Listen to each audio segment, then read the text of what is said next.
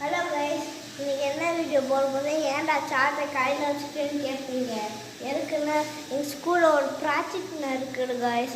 அதனால நீ வரைஞ்சல் அடிக்க அழகாக இருக்கான்னு தம்பி வந்துச்சு. தம்பினா பாடி வரைஞ்சாங்க, நான் பாடி வரைஞ்சேன் கைஸ். நான்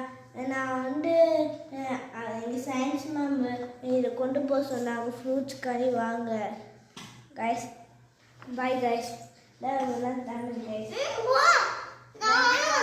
வரமாட்டானா கைஸ்? வரும் கைஸ்.